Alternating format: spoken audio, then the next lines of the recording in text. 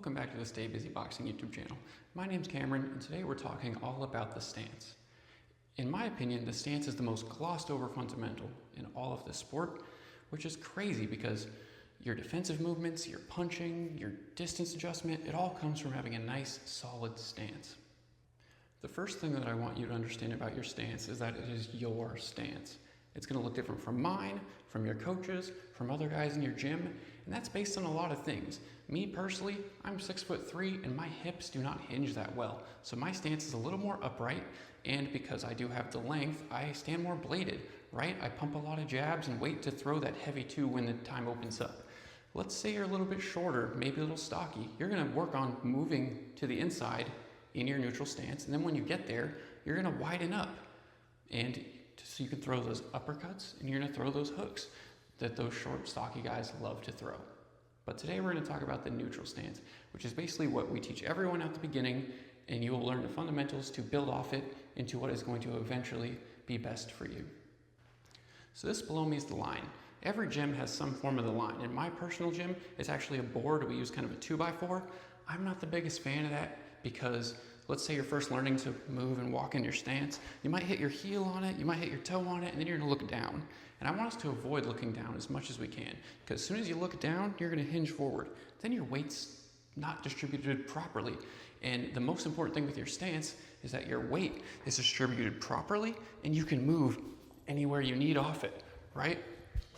And we're always going back to that home base that's nice and solid, where we feel safe, but we know we can also be dangerous.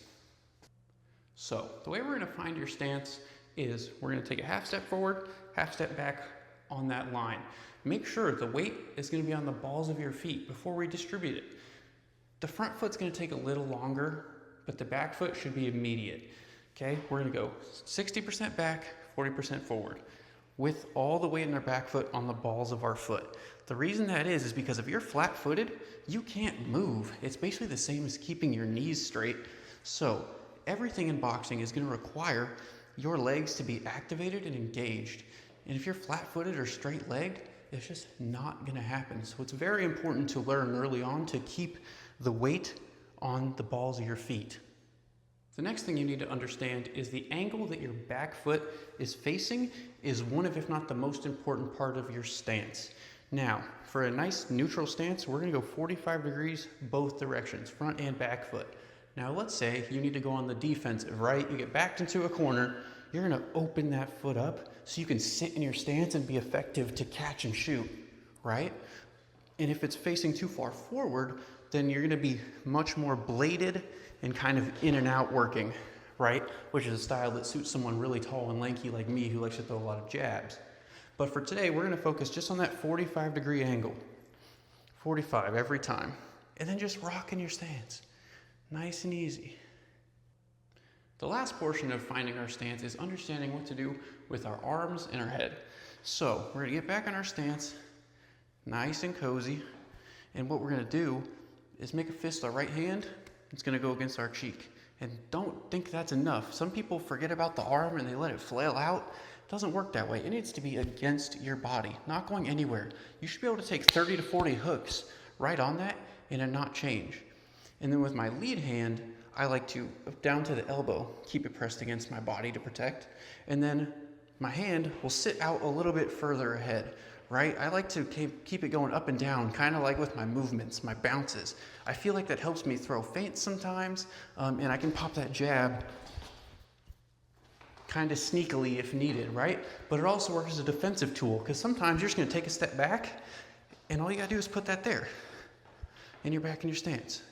Right? Or take a step left. Sometimes all you have to do is get a hand in front of an incoming jab or really any punch to get it off line, and that'll be enough to end an exchange and hopefully turn it around on them. The last thing we need to talk about is what to do with your head, which is going to be keeping that chin tucked. The fastest way to get knocked out is by fighting with your head up. You know, maybe your right hand drops, you're not defended.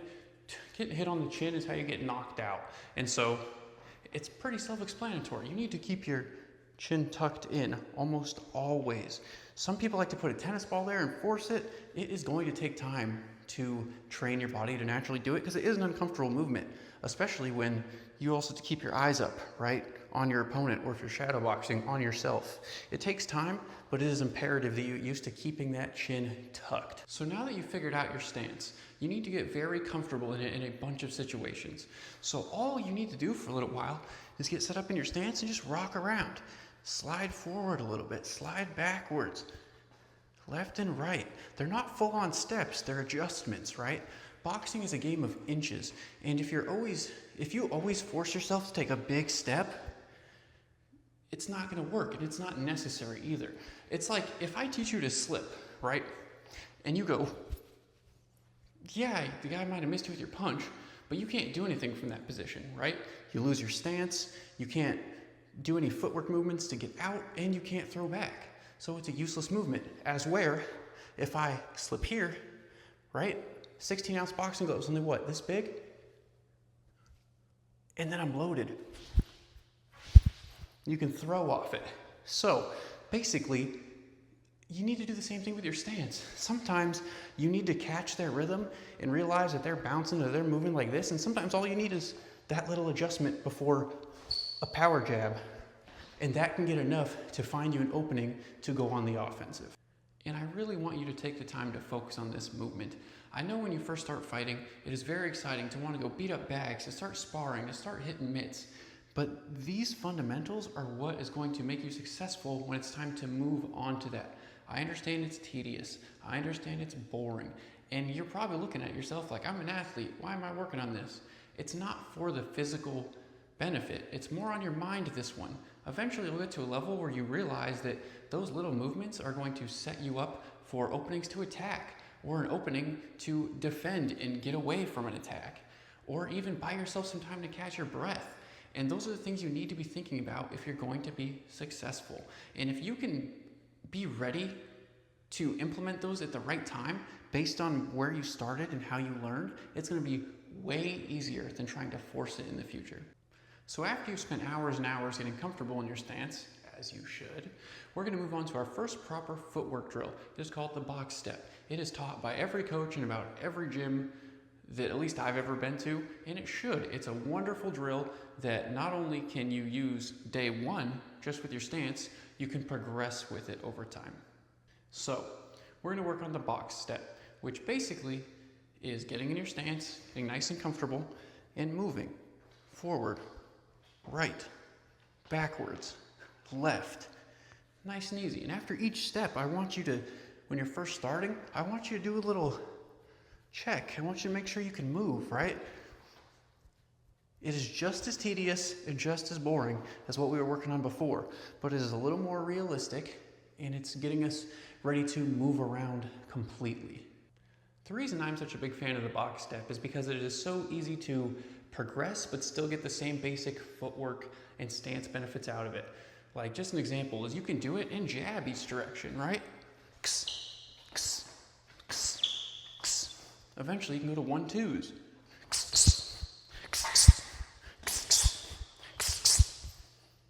And it's really that easy to interchange different movements with the box step while still working on your stance at all times. So that is going to wrap us up today on our basic stance tutorial.